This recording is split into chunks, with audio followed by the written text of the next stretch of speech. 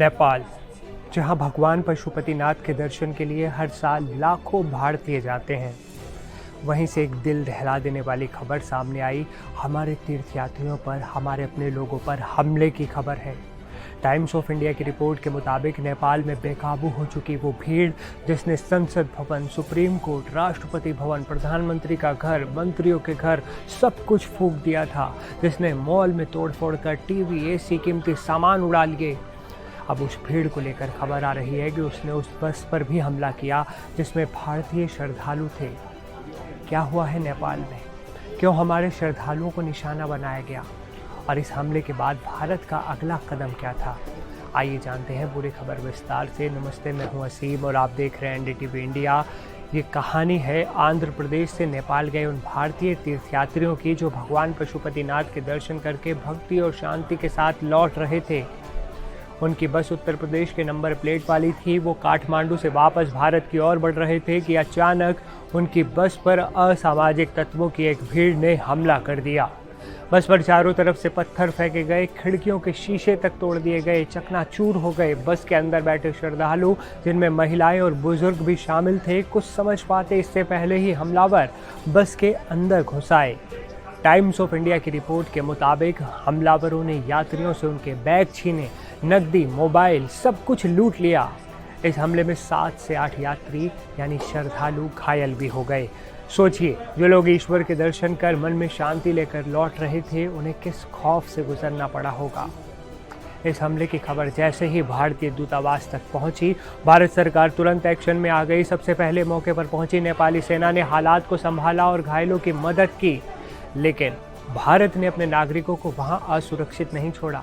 भारत सरकार ने तुरंत एक बड़ा फैसला लिया और काठमांडू में फंसे सभी भारतीय यात्रियों को, वो जो फंस गए थे बस में, उनको एयरलिफ्ट करके दिल्ली सुरक्षित पहुंचाया गया।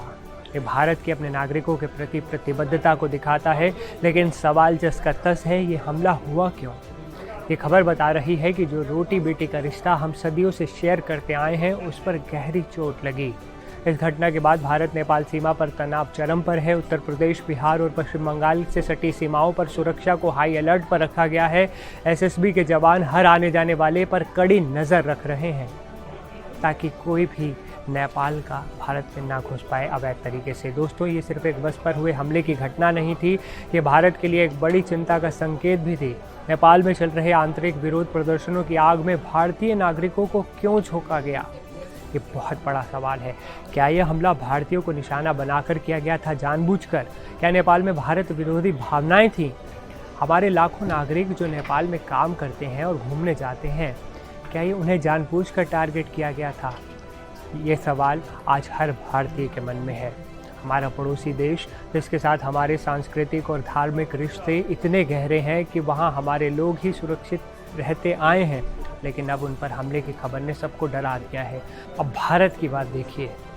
भारत ने इतना सब कुछ होने के बाद भी अपनी जिम्मेदारी निभाई और निभा रहा है।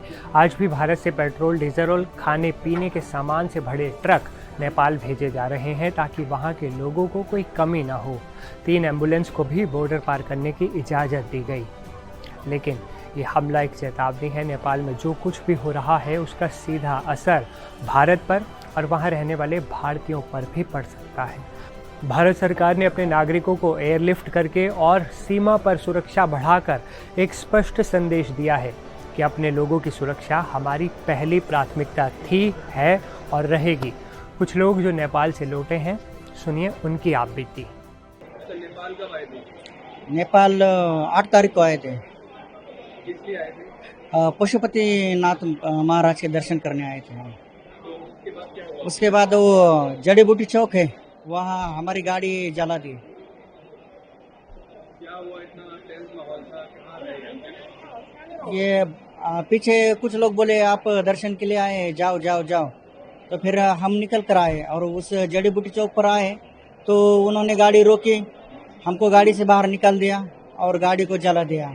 वहाँ से वहाँ लोकल नेपाली भाई थे ना, उन्होंने हमको थोड़ा बाजू में कर दिया और वही रुके थे। अबे आज इधर आ गए एयरपोर्ट पे। बहुत प्रॉब्लम फेस किया सर।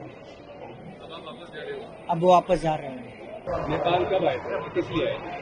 जब ये चालू हुआ ना वही दिन में लैंड हुआ था, पशुपतिनाथ दर्शन के लिए आया था। उसके बाद क्या हुआ, आपने क्या देखा?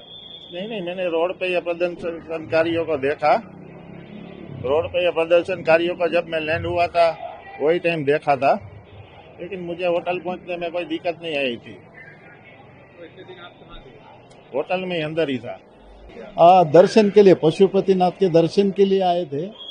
9 तारीख को यहाँ पहुंच गए हम। क्या कुछ देखा आपने? इधर जब अंदर आए तो जब तक हमको मालूम नहीं था अंदर क्या चल रहा है, कुछ हमारे सब मोबाइल सब बंद हो गए, नेटवर्क बंद हुआ था।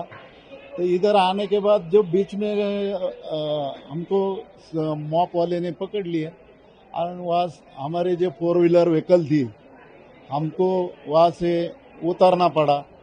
वो गाड़ी का पूर्ण डैमेज कर दिया गाड़ी, और बाद में वो गाड़ी जला दिए। हमारे थोड़े पर बहुत डॉक्यूमेंट बचे, बाकी के डॉक्यूमेंट पैसे थे वो भी उसमें। खाली हम सब सुखरूप है, हमारे गांव जाना चाहते हैं। हमारे महाराष्ट्र सरकार से भी हमारी बातचीत चल रही है, लेकिन अभी तक उनको जो बुकिंग का टिकट बुकिंग हो गया हमारा, तो हम निकल जाएंगे यहाँ से। हम सब सुखरूप है हमारे यहाँ। कुछ भाई ने हमको बहुत मदद कर दी इधर। हाँ, अभी वापस जाना चाहते हैं। हमारे महाराष्ट्र सरकार एकनाथ शिंदे साहब से बातचीत हो रही है, वो हमारे मदद कर रहे हो। जब तक टिकट नहीं मिलता तब तो हमको यहाँ भी रुकना पड़ा। हमारे डॉक्यूमेंट सब जल गए वो गाड़ी में। हम उम्मीद करते हैं कि नेपाल में हालात जल्द से जल्द सामान्य होंगे और दोनों देशों के बीच सदियों पुराना रिश्ता फिर से और मजबूत होगा। इस घटना पर आपकी क्या राय है?